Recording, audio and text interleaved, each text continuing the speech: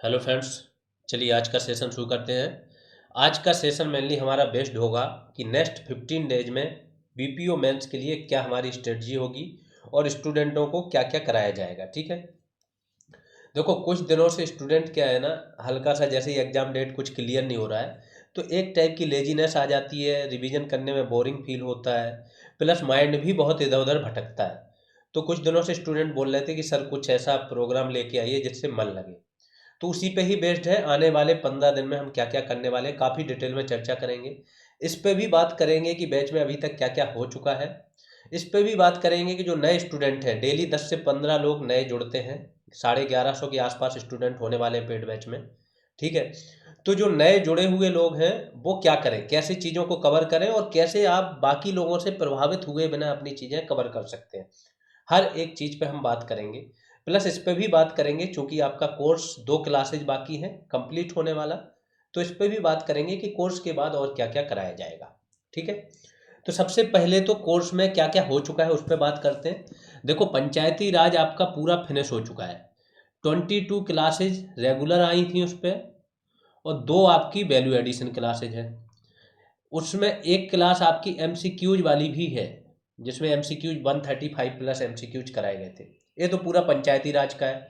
इन्हीं क्लासेज के अंदर आपकी 5 क्लासेज योजनाओं की हैं, जिसमें योजनाएं काफ़ी डिटेल में कराएंगे। फिर आपका आ जाते हैं कंप्यूटर पर। कंप्यूटर भी आपका 16th क्लासेज में बहुत डिटेल में करा दिया गया।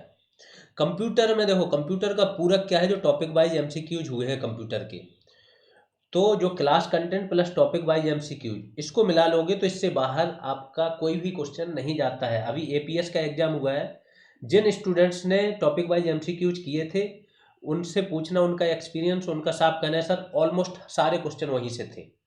तो ये पूरा पूरा के एक दूसरे का काम करते हैं। फिर एक यूपी स्पेशल। यूपी स्पेशल का क्या है आपका, यूपी स्पेशल में 13 क्लासेज आ चुकी हैं। हल्का सा जैसा मैंने बोला जुकाम है ना, तो आवाज़ थोड़ी ख़राब आ रही होगी। और 14th क्लास, एक लास्ट क्लास यूपी स्पेशल की बाकी है, 14th क्लास आएगी जिसमें यूपी की मृदा और यूपी की कृषि पे हम बात करेंगे काफ़ी डिटेल में।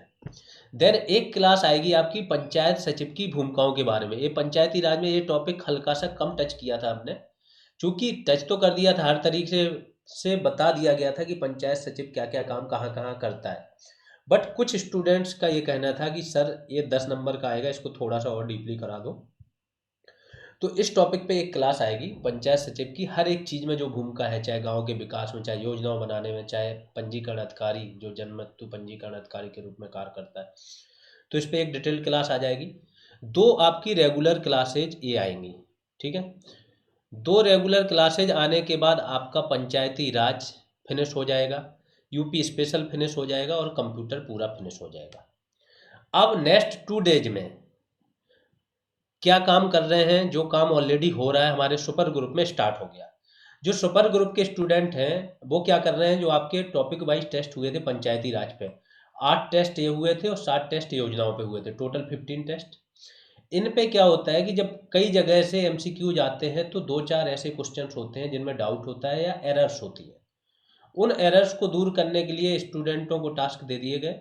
वो आज पूरा दिन डिस्कस करेंगे, इस पे कल करेंगे, और 15 ये पूरे टेस्ट आपके क्या हो जाएंगे, बिल्कुल करेक्ट मार्क्ड आंसर की जो आपकी बार आपको मिलेगी वो क्वेश्चन पेपर में ही मार्क मिलेगी। तो आपको क्या करना है, जब आपको पहली बार लगा रहे हो तब तो आप टेस्ट अलग लगाओ और आंसर की से बाद में मैच करो, लेकिन उसके बाद ये मार्क्ड जो आंसर की है इससे आपको रिवीजन करना है सिर्फ और सिर्फ। जब आप बार बार 3-4 बार रिवीजन करोगे आपको टेस्ट और उनके आंसर जो के त्यों याद हो जाएंगे, इससे बहुत ज़्यादा फायदा मिलेगा। तो ये काम हो जाएगा, 8 पंचायती राज के और 7 योजनाओं पर टेस्ट। सेम आगे चल के कंप्यूटर पे कराएंगे कि इसकी भी एकदम करेक्टली मार्क्ड आंसर की आपके पास हो, जब आप लास्ट में रिवीजन करने बैठो तो class content plus topic wise MCQs,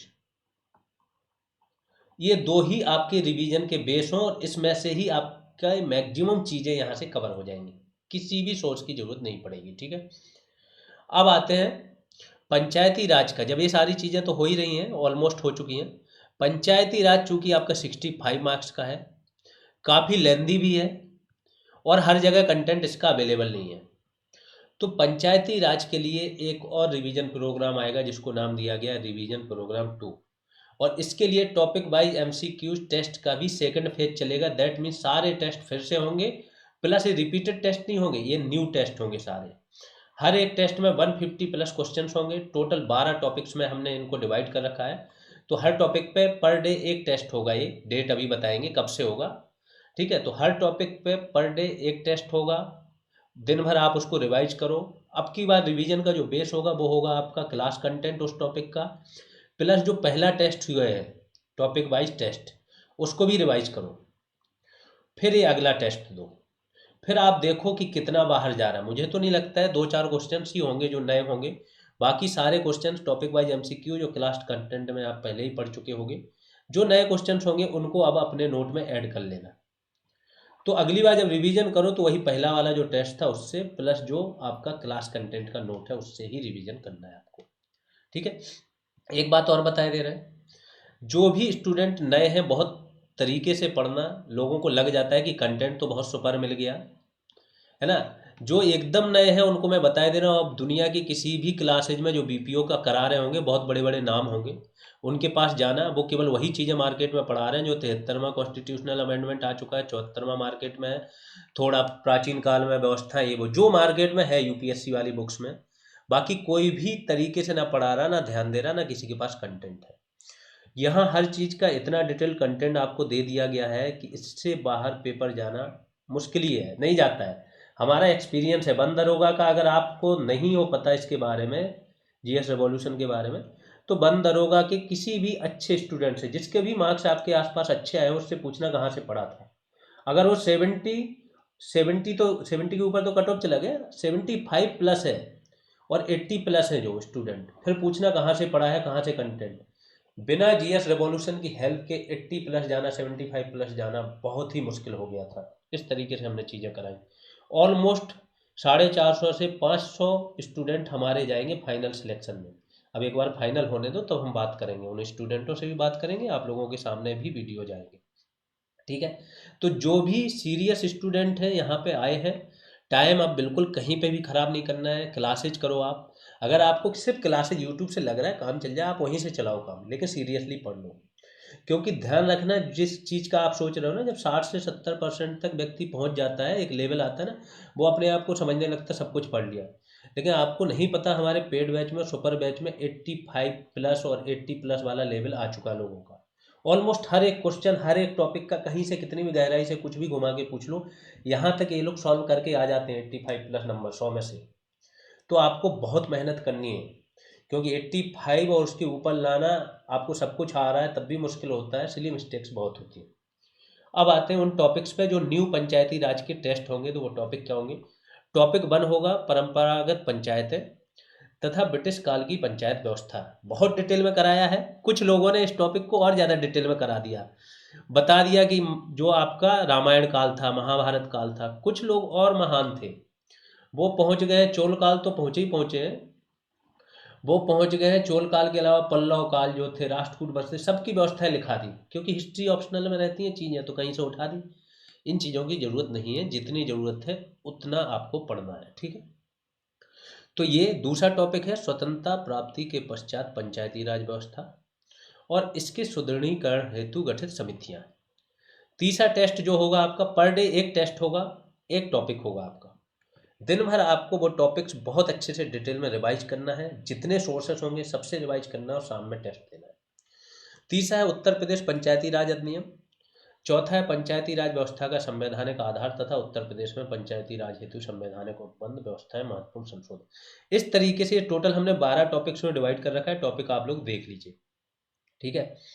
ये 12 टॉपिक पे 12 टेस्ट होंगे, 12 दिन में होंगे और आखिरी टॉपिक ये है आपका। तो दिन भर आप रिवीजन करोगे और शाम में टेस्ट हो जाया करेंगे। टेस्ट कब से शुरू हो रहा है अब उस पर बात करते हैं। 14 जनवरी 2024 यहाँ से टेस्ट आपके स्टार्ट हो जाएंगे, पंचायती राज का सेकंड फेज, ठीक है। इसका मतलब है जो न्यू स्टूडेंट हैं वो क्या करें, उनके लिए बेस्ट अपॉर्चुनिटी है कि अगर आपने कुछ भी नहीं पढ़ा, नेक्स्ट 2 से 3 दिन में आप जितना पढ़ सको उतना पढ़ लो। फिर जैसे ही आपके टेस्ट शुरू हुए तो आने वाले 10 से 12 दिन आप बाकी सब्जेक्ट यानी कि यूपी स्पेशल और कंप्यूटर भूल जाना, सिर्फ पंचायती राज पे फोकस रखना। बहुत समय है, अभी एग्जाम डेट नहीं आई है, ठीक है। तो आपको क्या करना है, आने वाले 10 से 12 दिन में डेली एक टॉपिक बहुत अच्छे से फिनिश करना, उसका पुराना टेस्ट लगा लेना, उसको भी याद कर लेना, फिर शाम में आप टेस्ट देना। ये तो ऐसे करके 12 दिन में आपका पंचायती राज केवल योजनाएं रह जाएंगी, बाकी पूरा कवर हो जाएगा ये। और फिर आपके पास एक्स्ट्रा टाइम बच रहा है, चूंकि आप लेट आए हो तो आपको एक्स्ट्रा मेहनत करनी पड़ेगी। फिर आप क्या करो कि डेली एक क्लास का है टेस्ट, तो आपका एक टॉपिक का हो रहा है, आप डेली 2 टॉपिक करते हुए चलो, तो आपका 6 दिन में एक बार कवर हो जाएगा, अगले 6 दिन में 2 बार कवर हो जाएगा, ठीक है। तो डेली एक टॉपिक का फुल डे रिवीजन करोगे आप लोग, class note plus value addition material से करोगे रिवीजन, प्लस जो टॉपिक वाइज टेस्ट इसके पहले हुए ओल्ड उनसे भी रिवीजन करना है, और शाम में टेस्ट दोगे।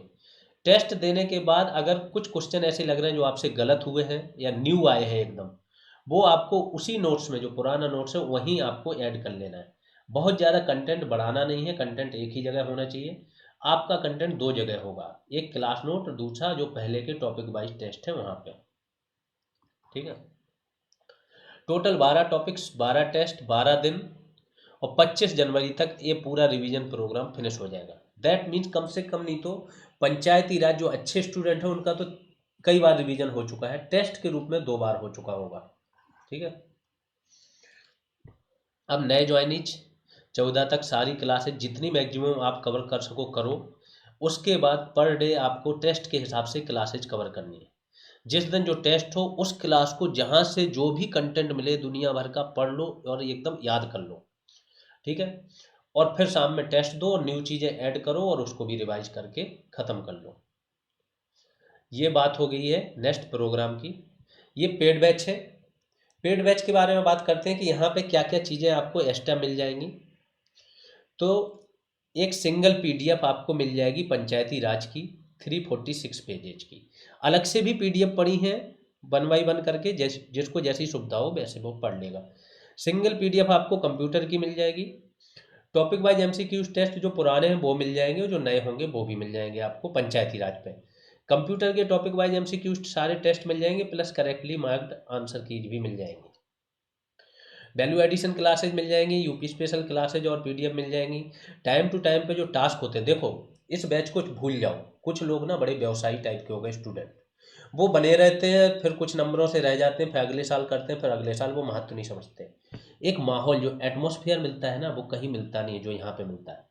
वो केवल एटमोसफेयर में आप पहुँच गए, वातावरण में, और वहाँ पे स्टूडेंट 2-4 स्टूडेंट भी डेली पढ़ रहे हैं, अपनी अपडेट दे रहे हैं, चीज़ें दे रहे हैं ना, तो आपको दिन भर पढ़ने के लिए वो मजबूर करता है। तो वो जो माहौल ही मिलता है ना, वो ही अपने आप में बहुत बड़ी चीज़ है। और पेड बैच की सबसे बड़ी खासियत यही है कि यहाँ पे एक आपको माहौल मिल जाता है, आप कहीं ना कुछ करते रहते हो, लगे रहते हो, जिससे कि आपकी चीज़ें बराबर रिवाइज होती रहती है, ठीक है।